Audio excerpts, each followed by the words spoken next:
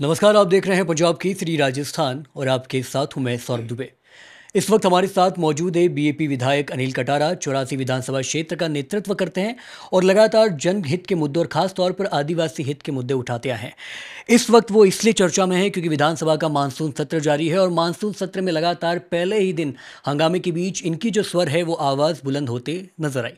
लगातार सरकार की नीतियों का विरोध करते रहे, कड़े शब्दों में जो प्रतिक्रिया है वो मीडिया के सामने व्यक्त करते रहे। इसलिए हमने ज़रूरी समझा कि क्यों ना इनसे सीधा संवाद करके समझा जाए कि आखिर विधानसभा के असली मुद्दे क्या कुछ है और आदिवासी हित की राजनीति, दक्षिण राजस्थान की राजनीति क्या कुछ कहती है, उसको तफसील अंदाज में इनसे बात करने के लिए आज हम यहाँ मौजूद हैं। सर, बहुत बहुत स्वागत है पंजाब केसरी राजस्थान में। सबसे पहले आपका मानसून सत्र का पहला दिन काफ़ी ज़्यादा हंगामेदार रहा। हमने भी देखा आपने किस तरीके से, कितना विरोध स्वर में आप थे।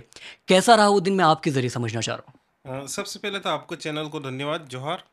सत्र का जो पहला दिन था, ये दिन वास्तव में जैसे कि आप कह रहे हो हंगामेदार रहा, तो वाकई ऐसा था। और विधानसभा का जो सत्र है पहला दिन तकरीबन 12 बजे तक चला, 1 घंटा चला, उसके बाद स्थगित कर दिया।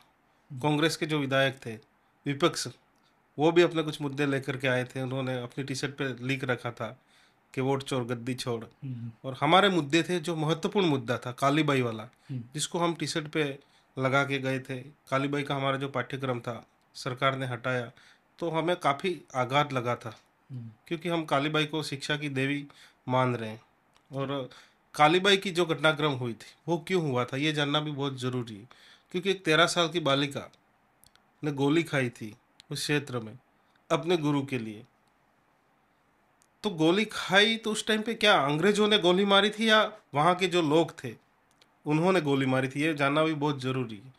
कि हमें ये पढ़ाया जाता है कि अंग्रेजों ने गोली मारी, पर सच्चाई ये थी कि अंग्रेजों ने गोली नहीं मारी थी। वहाँ के जो लोग थे उनकी कहने पर, क्योंकि वो तरफदारी करते थे अंग्रेजों की, और वही लोग थे जिन्होंने गोली मारी थी। तो ये ऐतिहासिक पल था हमारे लिए। एक छोटी सी बालिका जिनका अपन अगर देखते हैं तो पूरे देश में शिक्षा के लिए अगर किसी ने जान गंवाई या बलिदान दिया है तो शिक्षा की देवी कालीबाई थी। और हम पूरे जोर तरीके से अब की बार इस जो पाठ था उस पाठ को पाठ्यक्रम में वापस जुड़ाने के लिए पूरा जोर लगा देंगे। अगर सरकार ऐसा नहीं करती है तो आने वाले समय में वहाँ क्या उबाल आ रहा है आप सबको पता चलेगा। नहीं, बिल्कुल, क्योंकि आपने कालीबाई जी का जिक्र किया तो मैं भी खुद भी ये कबूल करना चाहूँगा कि अभी तक मुझे भी जो कहानी पता थी वो यही पता थी कि अंग्रेज़ द्वारा मारी गई थी। लेकिन कहीं ना कहीं आपके जवाब से ये लगता है कि इस इतिहास को नीतिगत छुपाए जाने का प्रयास किया गया ताकि आदिवासी का असल इतिहास सामने ना आ सके। उस टाइम पे जो घटनाक्रम घटा, अब अभी क्या हो रहा है? अभी क्या हो रहा है? अभी भी तो वही दोहरान किया जा रहा है। पाठ्यक्रम को हटाना मतलब आदिवासियों के इतिहास को दबाना। हमारे जो आने वाली पीढ़ियां वो जान नहीं सकेगा हमारा इतिहास क्या था। उस टाइम पे भी वो था, अभी भी वही दर्शाया जा रहा है। सरकार ऐसा क्यों चाह रही है? सरकार की क्या मंशा है, क्या दर्शाना चाह रही है? वो साफ दिख रही है कि वो आदिवासियों का शोषण ही करना चाह रही है। और सबसे बड़ी बात तो ये है कि सरकार की जो नज़र है वो नज़र आदिवासियों की ज़मीन पे। मैं तो मेरा हर स्टेटमेंट में होगा कि सरकार की नीतियाँ और पॉलिसियाँ यदि बनती है तो आदिवासियों की ज़मीन को छीनने के लिए ही बनती।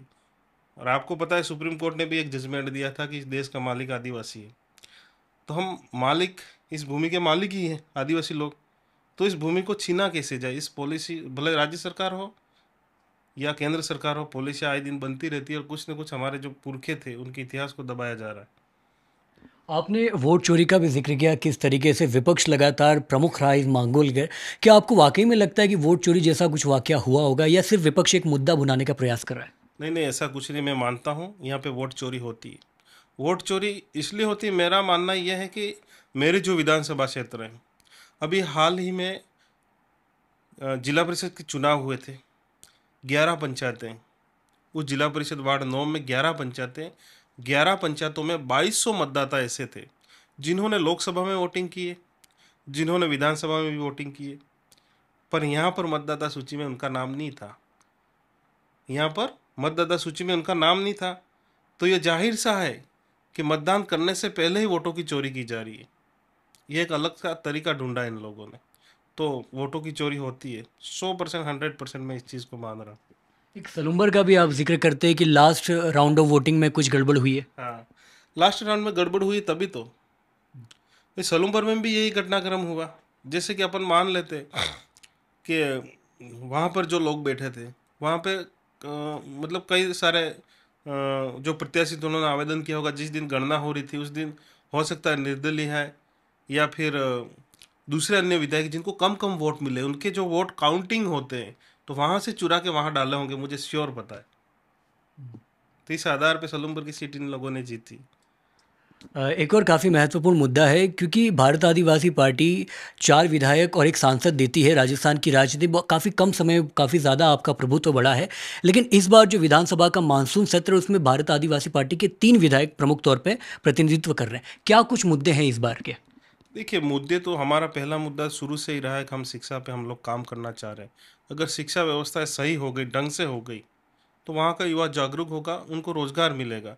दूसरी बात यह है कि स्कूलों में आज के हालात अपन देखते हैं तो स्कूलों के हाल बदहाल ही है। मतलब वहाँ न तो टॉयलेट टॉयलेट की सुविधाएं हैं, न पानी, बिजली, जो भौतिक सुविधा स्कूलों में होनी चाहिए वो सुविधाएं है ही नहीं।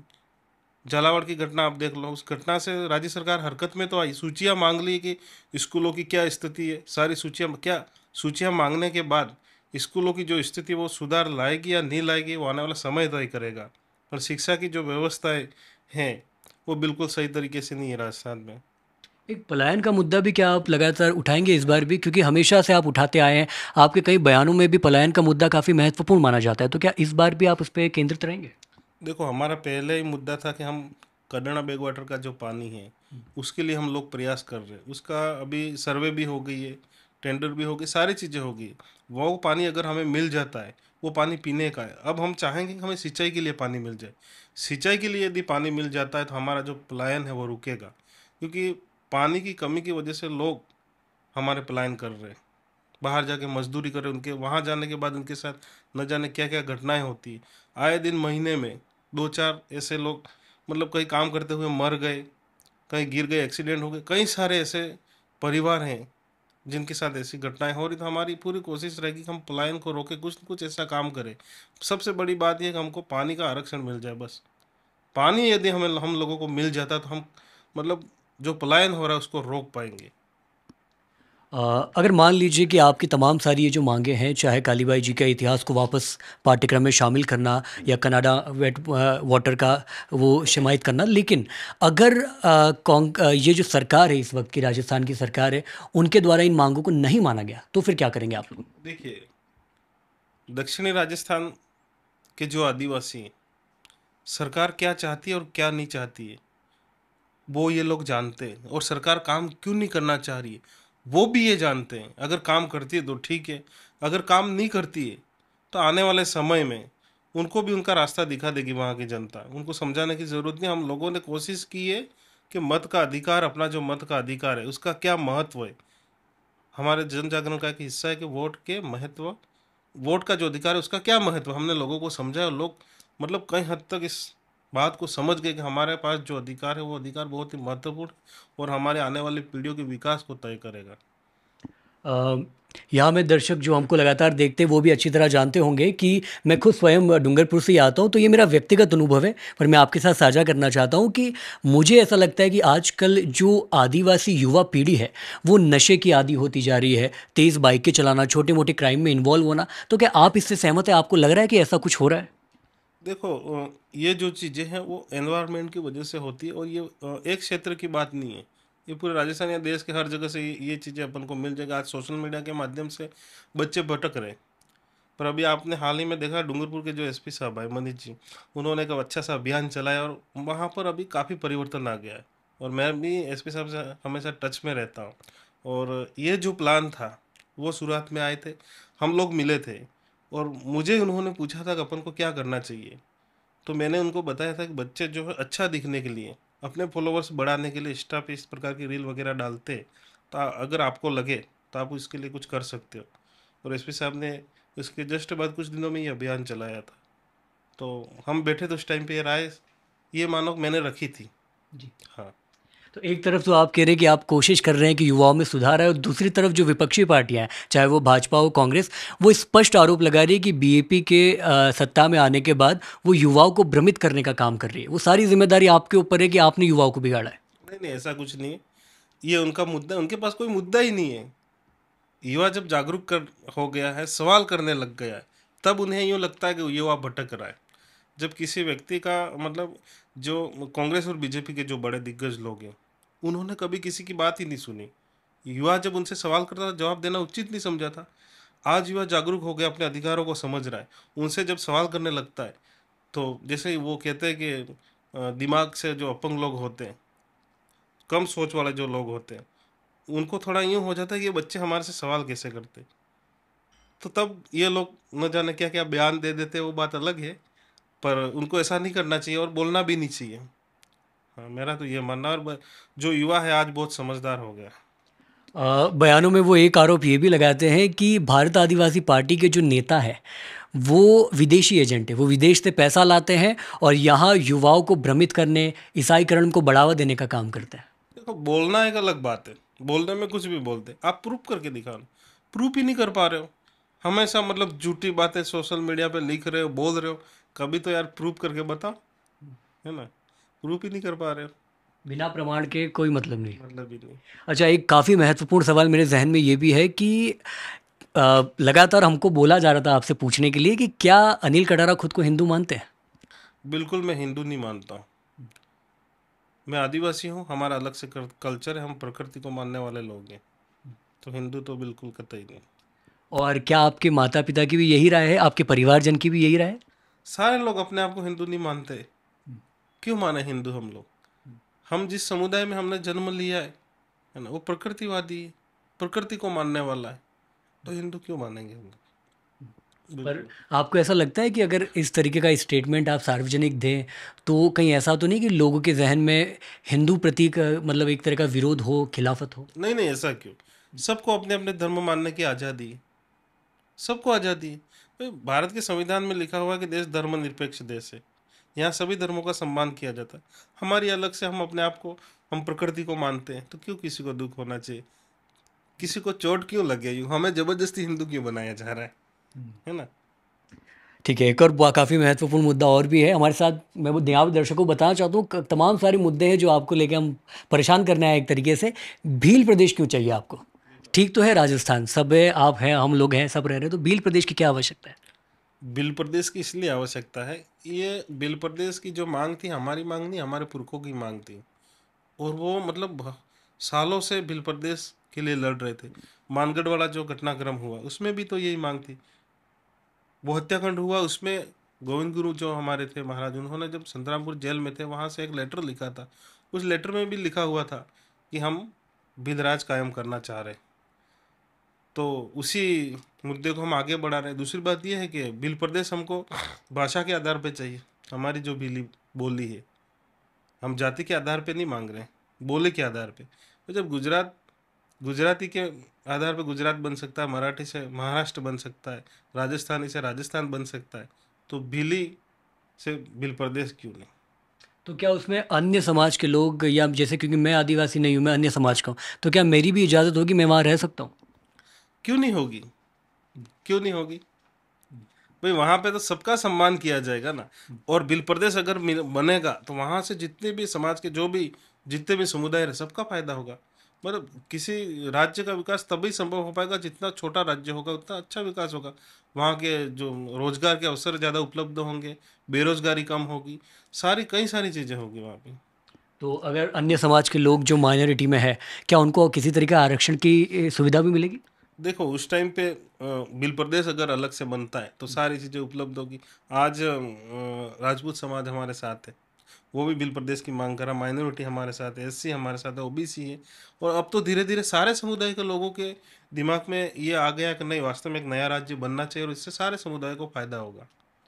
एक और काफ़ी महत्वपूर्ण सवाल है, क्या भील प्रदेश में वो लोग भी शामिल हैं जो खुद को ईसाईकरण कर चुके हैं या ईसाई मानते हैं, लेकिन बावजूद इसके अभी भी आदिवासी संवैधानिक हित है, उनका लुत्फ़ भी उठा रहे हैं? देखो, ईसाईकरण तो संस्कृति के आधार पर अगर देखा जाए तो वो ईसाई है ही नहीं। ईसाई तो उनको जबरन बनाया गया है। जो आप बात कर रहे हो, बोला जाता है बनाया गया है, ऐसा कुछ नहीं है। अगर संस्कृति को हम देखने जाए, तो संस्कृति के आधार पे ये लोग आदिवासी ही हैं। अगला सवाल मेरा ये है कि इस वक्त जय कृष्ण पटेल कहाँ है?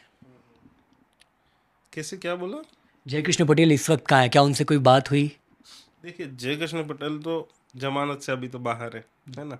वो अपने क्षेत्र में होंगे, हो सकता है जयपुर भी वो आए। हाँ। तो और आपकी बात हुई? हाँ, जयकृष्ण जी मेरे बात हुई थी बाहर निकलने के बाद। ज़्यादा नहीं हो पाई थी, कम ही हुई थी। ठीक हूँ, अच्छा हूँ, बढ़िया हूँ, ये सारी कुछ बातें हुई थी। और उनके जो मुद्दे उनको लेकर के बात हुई थी।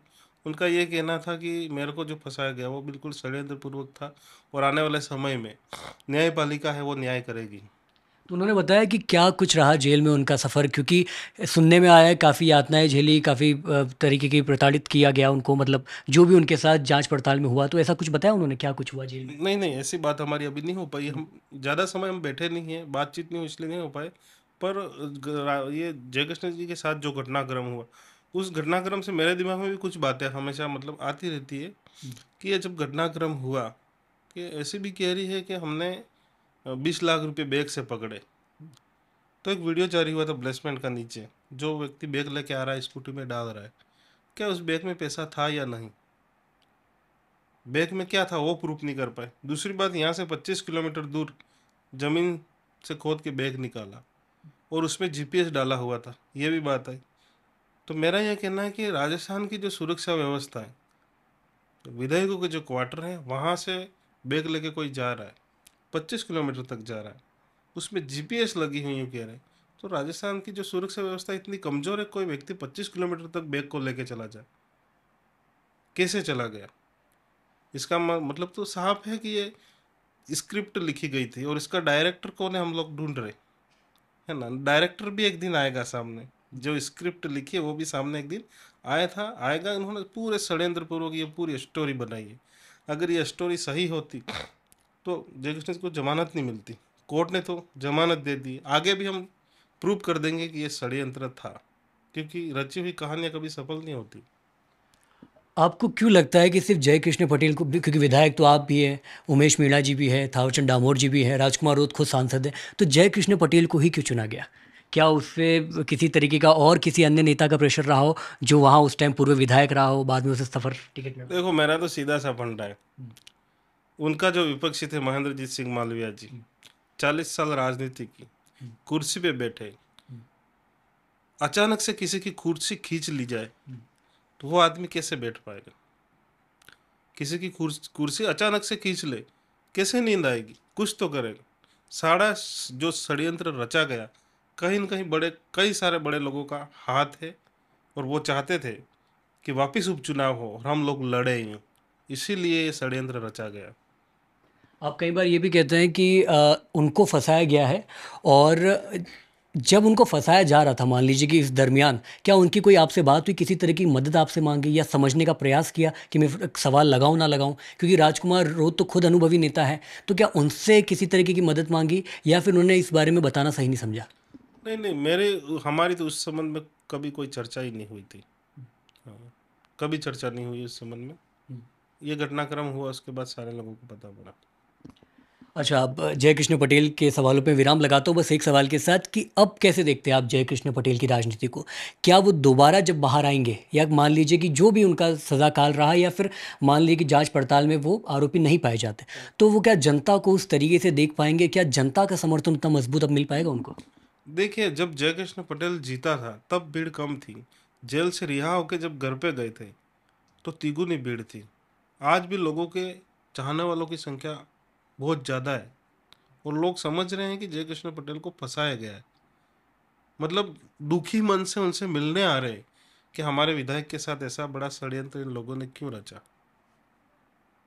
तो ये बिल्कुल लोगों को यूं लग रहा होगा कि जयकृष्ण पटेल की जो पहले लोग उनसे मिलते थे, जुड़े रहते थे, ये लोग मतलब बिखर गए होंगे। ऐसा नहीं है, इससे ज़्यादा जुड़े, जयकृष्ण पटेल से लोग ज़्यादा जुड़े हैं। कल भी अगर चुनाव करा दे तो ये बंदा जीत जाएगा। मतलब आदिवासी जो उनके समर्थक है, जो उनकी जनता है, वो इस चीज़ से कन्विंस हो गई है कि उनको किसी तरीके से फंसाया गया, ये पूरी साजिश रंजिश थी। हाँ बिल्कुल, वहाँ की जो विधानसभा के लोग हैं, हमारे उधर भी सगे संबंधी लोग हैं, बागीदोरा और चौरासी, तो लोग आए दिन बातें करते ही थे। बड़े बुजुर्गों, महिलाओं, बच्चों, सारे लोगों में यही चर्चा थी कि पटेल साहब को फंसाया गया है।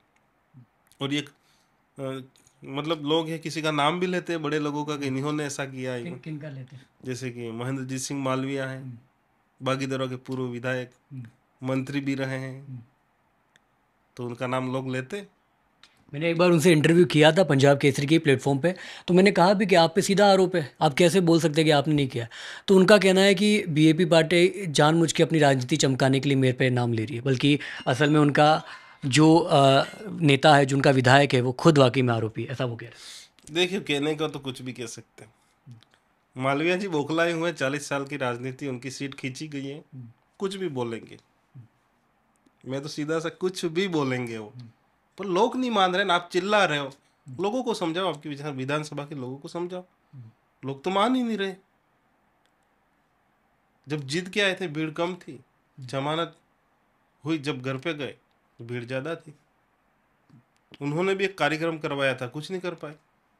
क्यों नहीं आज भीड़ इकट्ठा कर पा रहे? 40 सालों में उन्होंने कुछ किया ही नहीं है। मैं गया था गांगड़ तलाई में बीएपी की कार्यकारिणी बनाने, वहाँ के हालात मैंने देखे थे तो मुझे अपने आप में घिन होने लगी कि यार यहाँ मंत्री रह चुका है, विधायक रहे, सांसद रहे, और उनकी ब्लॉक की ये स्थिति, पानी की व्यवस्था ही नहीं, सड़कें बदहाल थी, स्कूलें बदहाल थी। वहाँ के लोग मतलब सबसे ज़्यादा गांगड़ तलाई के लोग गुजरात पर लाइन कर रहे हैं। क्यों कर रहे? आपने बाकी दौरा में किया क्या? इतने साल की राजनीति में क्या किया? और पटेल जीत के आया तो पच नहीं रहा है। आप पीछे लग गए, षड्यंत्र रच दिया। चलिए थोड़ा सा वो आगे बढ़ते हैं, क्योंकि इंटरव्यू का अब समाप्त भी करना है, काफ़ी लंबी अवधि हो गई। झालावाड़ में उस दिन क्या हुआ था स्कूल हादसे के बाद? वो कार्यक्रम था, उसकी बात कर रहे हो? जी। देखिए, वो 9 अगस्त विश्व आदिवासी दिवस का उन्होंने पहले से ही डिसाइड कर रखा था कार्यक्रम का, तो हम लोग गए थे वहाँ पे। और जो झालावाड़ की जो घटनाक्रम हुई थी स्कूल स्कूल वाली, उससे पहले ये कार्यक्रम तय था। घटना जो बच्चों वाली घटना घटी वो तो बाद में घटी है, उससे पहले ही ये कार्यक्रम तय था और हम लोगों को जाना था। हम लोग गए वहाँ पे और कार्यक्रम कर रहे थे। उसी दौरान वहाँ के जो अरविंद बिल करके एक लड़का है, जिसको वहाँ के जो नेता है, बीजेपी के जो नेता है, उन्होंने रात को मीटिंग की है, मीटिंग करके चढ़ा के वहाँ पे भेजा उन लोगों ने। तो उन्होंने पूरी रणनीति अपनाई थी कि विश्व आदिवासी दिवस का ये लोग कार्यक्रम के उस कार्यक्रम को फेल करना है, और जबरन ये लोग झंडे लेके अंदर घुसे थे और नारेबाजी नहीं कुछ करने लगे थे। हम लोगों ने हालांकि कुछ नहीं किया, प्रशासन को अवगत कर, प्रशासन ने आके उनको उठा के ले गए थे। तो कार्यक्रम को बिगाड़ने के लिए आए थे ये लोग। और अभी सुना है कि मैंने अरविंद पिल ने पूरे समाज के सामने माफ़ी मांगी है अभी। हाँ। तो किसी तरीके से प्लांट किया गया था, आपको लगता है ये पूरा? हाँ, बिल्कुल प्लान किया। बिना प्लान के कोई नहीं आता। बड़े लोगों का हाथ था, बड़े लोगों के हाथ के बिना ऐसा काम कोई कर ही नहीं सकता है। पर हम भी कहीं जन जागरण के लिए जाते हैं तो हमने तो पहले से सोच रखा है कि हमें ऐसे मतलब ऐसी चीज़ों को फेस करना ही करना है। अगर फेस नहीं करें तो हम कार्यक्रम ही नहीं कर पाएंगे, जन जागरण हम कैसे कर पाएंगे? तो ये नॉर्मल सी बात है कि ऐसी चीज़ें हमारे साथ आइंदा हमेशा होती रहेगी और फेस करना ही करना है। तो एक सवाल और इस पे बनता है, क्योंकि लगातार जनता भी ये पूछ रही है कि क्या वाकई कहीं ऐसा तो नहीं है कि भारत आदिवासी पार्टी झालावाड़ वाले क्षेत्र में अपनी राजनीति या सियासी सक्रियता बढ़ा रही है धीरे धीरे? नहीं, ऐसा नहीं है। हम तो देखो, आदिवासियों के साथ, दलितों से के साथ, पीड़ित जहाँ जहाँ पर भी है, हमें लगता है कि हमें जाना चाहिए तो हम लोग जाते हैं। राजनीतिक उद्देश्य से हम लोग नहीं जाते। हाँ। थोड़ा सा आपके व्यक्तित्व की राजनीति पे बात कर लेते हैं। अगर दक्षिण राजस्थान को छोड़ दिया जाए और बाकी जो राजस्थान है, उसमें आपको कौन सा नेता लगता है कि नहीं, ये इसकी राजनीति अच्छी है, इसके मुद्दे उठाने का तरीका अच्छा है? मतलब आपका कहना ये है कि हमारी जो बीएपी पार्टी है, उसके अतिरिक्त। उनके जो लीडर्स हैं, जैसे कि बीएपी हम राजकुमार जी को मानते हैं, पर उसके अलावा आप हाँ बात जी। कर रहे हो, जी। तो उसके अलावा हम जो हनुमान बेनीवाल है, वो अच्छे से अपने क्षेत्र के मुद्दे उठाते, पूरे देश के मुद्दे उठाते, राजस्थान के जहाँ जहाँ भी शोषण अन्याय होता है वो मुद्दे उठाते, और उनकी जो विचारधारा है और हमारी कहीं ना कहीं तालमेल खाता है। हम उनसे मुलाकात करते हैं, जब उनसे इंटरव्यू करते हैं, तो उन्होंने भी एक ही चीज़ बोली है। कहा कि बीएपी जिस तरीके से बढ़ रही है, इतने कम समय में 4 विधायक, एक सांसद दे दिया, वो उनकी जो पार्टी आरएलपी उससे भी ज़्यादा मजबूती के साथ बढ़ रही है। तो काफ़ी प्रशंसा करते हैं आप लोगों की। हाँ, देखिए, काम जब काम कर रहे हैं, मेहनत कर रहे हैं, तो वो दिखती है लोगों को, लोग देख रहे हैं, समझ रहे हैं। जब समझ रहे हैं और देख रहे हैं तो मुंह पे तो आ ही जाती है बात। हाँ। और एक और चीज़ है कि क्योंकि वो पूर्वी राजस्थान की राजनीति में ज़्यादा सक्रिय है। तो मान लीजिए क्योंकि भारत आदिवासी पार्टी लगातार अपने अस्तित्व को बढ़ाने का प्रयास कर रही है, तो अगर कभी पूर्वी राजस्थान में प्रवेश करना हुआ तो क्या किसी तरह की गठबंधन की भी आशंका है बीएपी और आरएलपी की?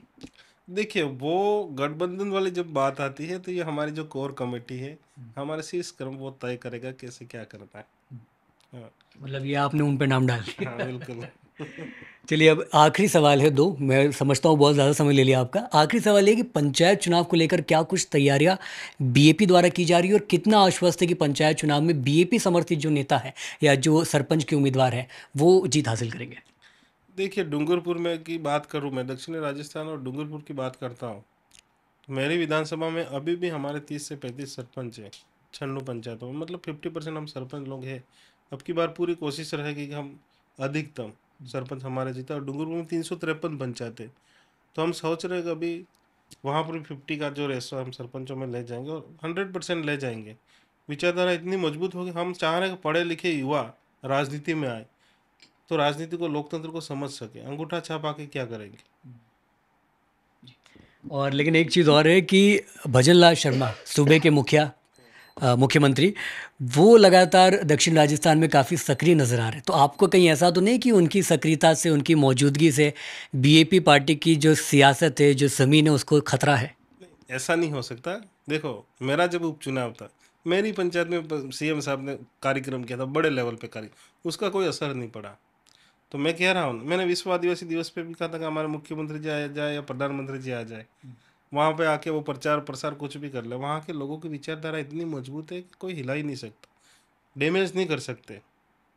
और पंचायती राज में तो हम झंडे गाड़ने ही वाले हैं, और अच्छी तरीके से गाड़ेंगे। हमारे ज़्यादा से ज़्यादा सरपंच होंगे, प्रधान भी होंगे, जिला प्रमुख भी अगली बार हमारा ही होगा।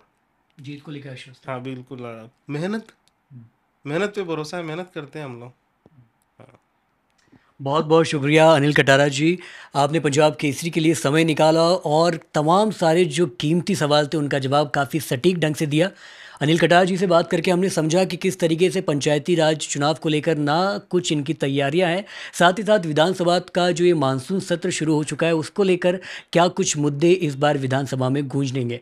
इसके साथ ही साथ कई महत्वपूर्ण सवाल ऐसे भी थे जैसे भील प्रदेश आदिवासी हिंदू है या नहीं, तमाम सारे जो कयास जनता लगाती थी, दर्शक जो चाहते थे कि हम अनिल कटारा से पूछें, वो भी सवाल हमने आपके ज़रिए, कैमरे के ज़रिए लगातार उनसे पूछा, इस माइक के ज़रिए हमने पूछा और समझने का प्रयास किया कि आदिवासी राजनीति, जनजाति वर्ग की राजनीति किस दिशा में है, कैसे आगे बढ़ रही है, उसका भविष्य क्या होगा।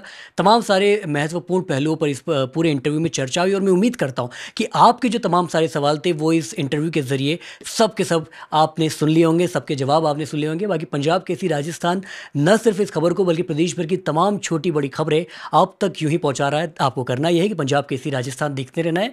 मेरे साथ मौजूद थे मेरे कैमरा सहयोगी कृष्णा, मैं हूं सौरभ दुबे जयपुर से। नमस्कार।